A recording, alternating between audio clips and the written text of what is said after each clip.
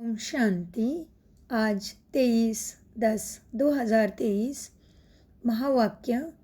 अब मनुष्य द्वारा मिली हुई जंत्र मंत्र काम नहीं आने हैं, इसलिए तुम सबसे अपना बुद्धियोग तोड़ एक बाप को याद करो। प्रश्न।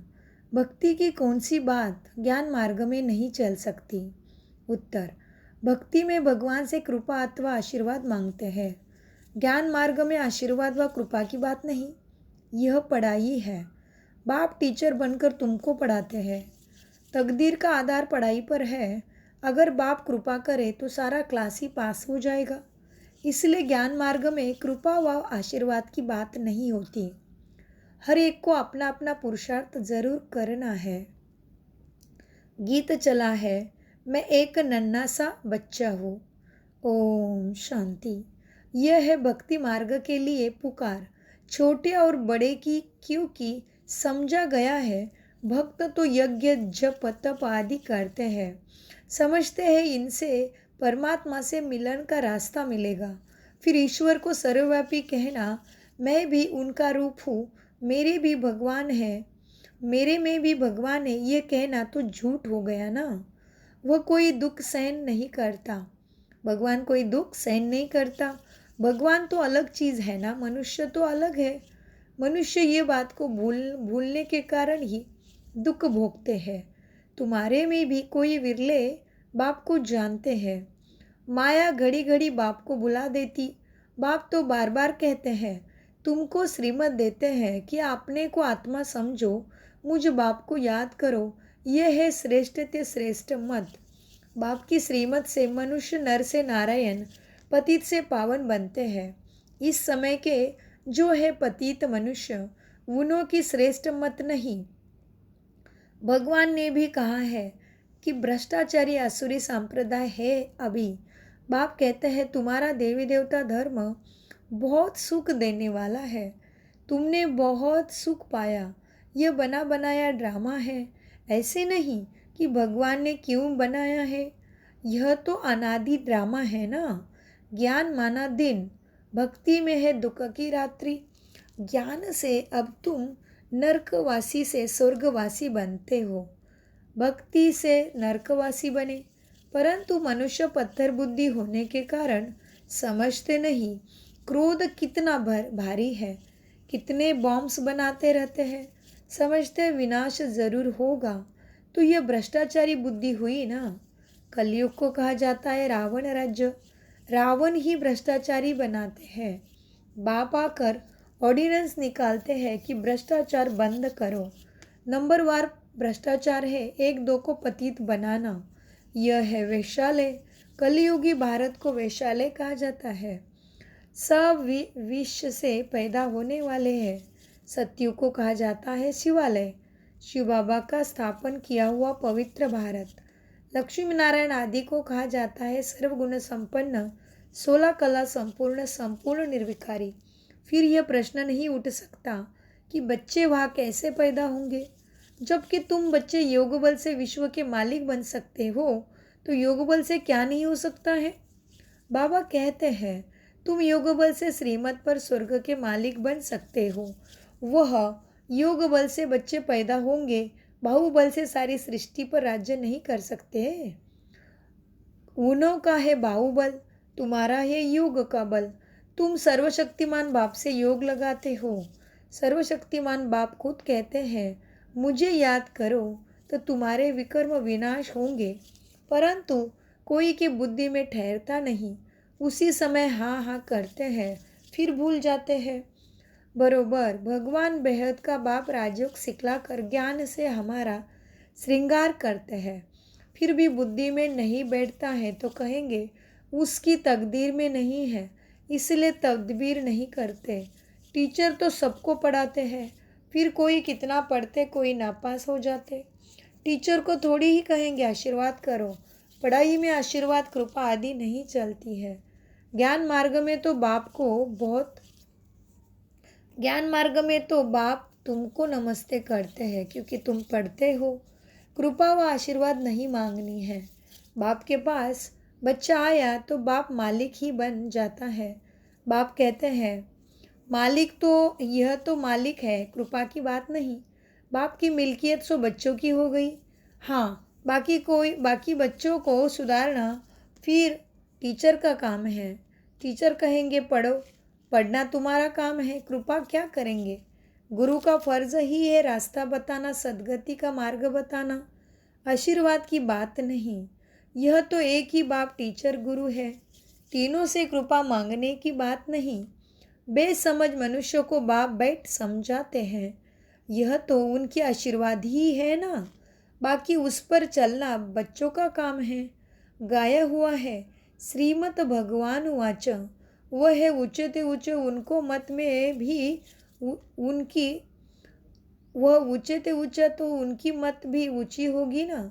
श्रीमत से तुम श्रेष्ठ देवता बन रहे हो, नंबरवार पुरुषार्थानुसार।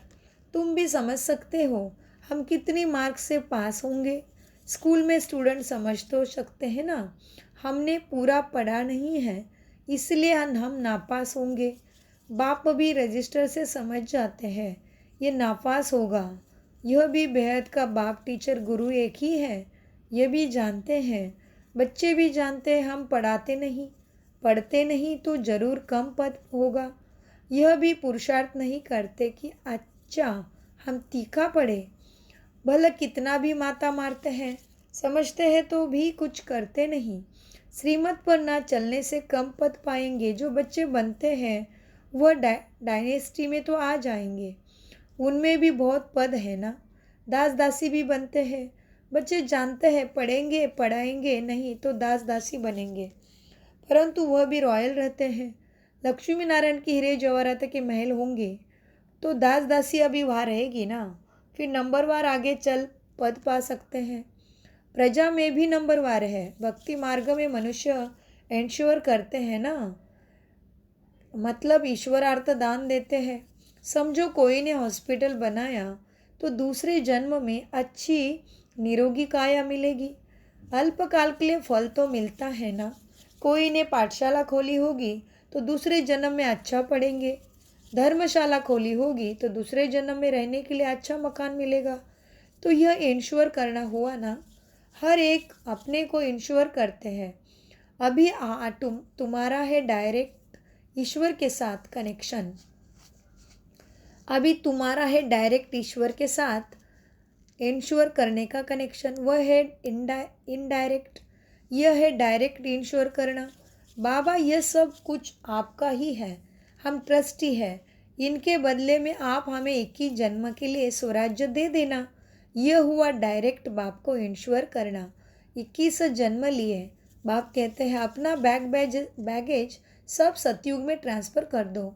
जैसे लड़ाई लगती है तो फिर छोटे छोटे राजाएं बड़े राजाओं के पास अपनी मिल्कियत रखते हैं, फिर लड़ाई जब पूरी हो जाती है तो फिर बड़ों से वापस लेते हैं। बाबा तो इन बातों के अनुभवी है ना, बाप भी जानते हैं, ये दादा भी जानते हैं। समझना चाहिए हमको दादा द्वारा बाबा से वर्षा मिलता, बाप पढ़ाते हैं। हेवनली गॉडफादर वह बाप है, यह ब्रह्मा नहीं।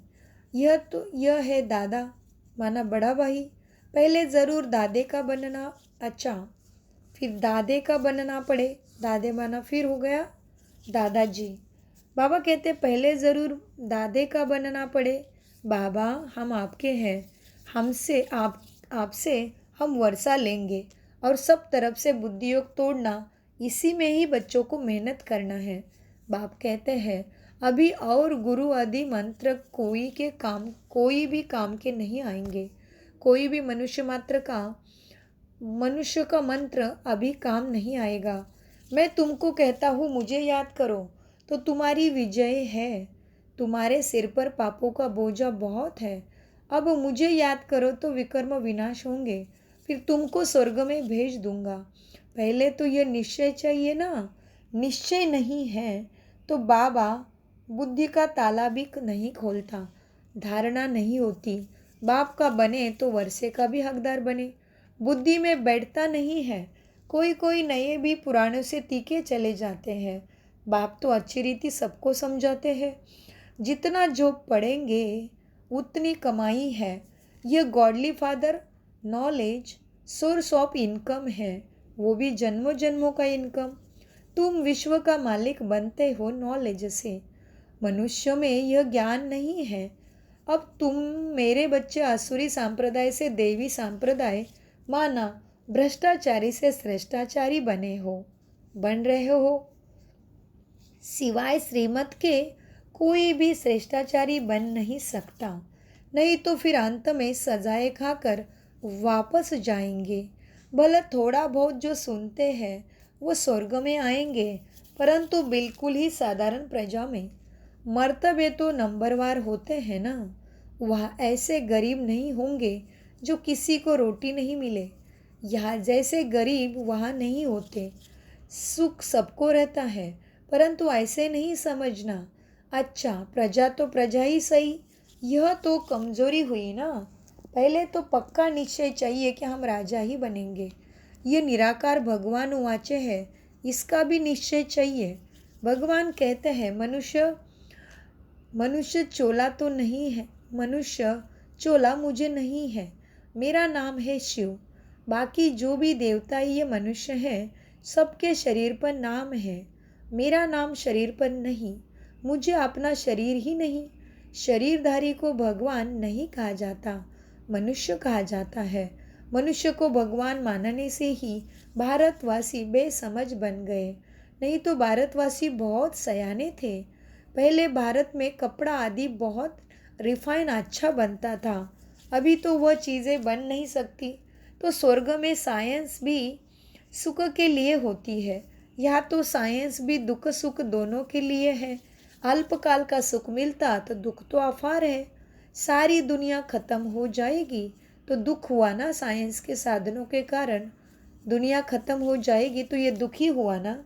सब त्राही त्राही करेंगे, वहाँ तो साइंस से सुख ही सुख होता है, दुख का नामो निशान नहीं। यह भी जिनकी तकदीर खुलती है वही ये समझ सकते हैं।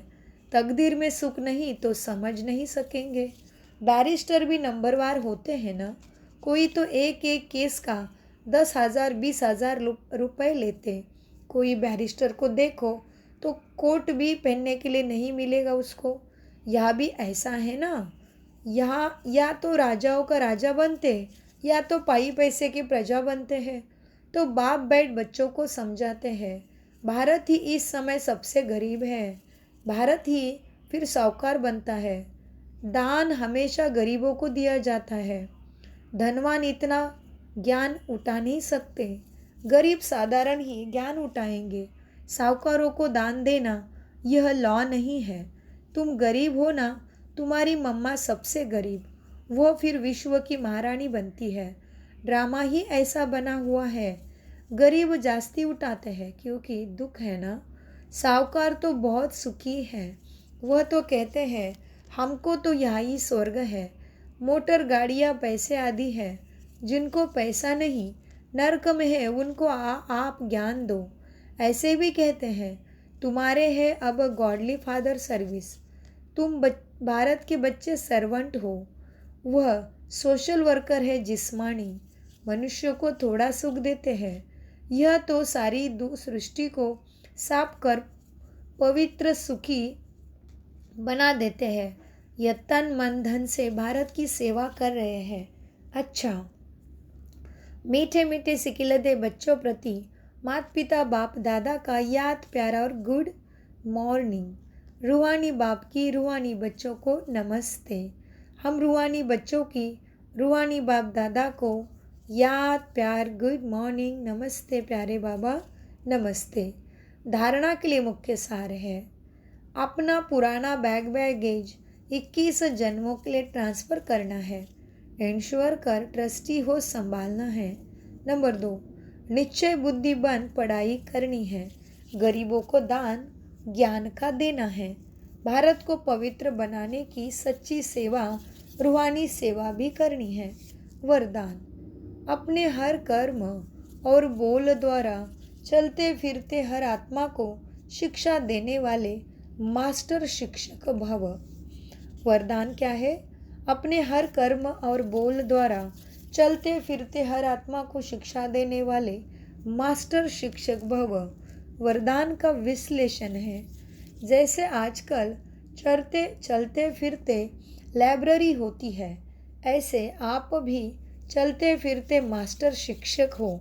सदा अपने सामने स्टूडेंट देखो, अकेले नहीं हो, सदा स्टूडेंट के सामने हो।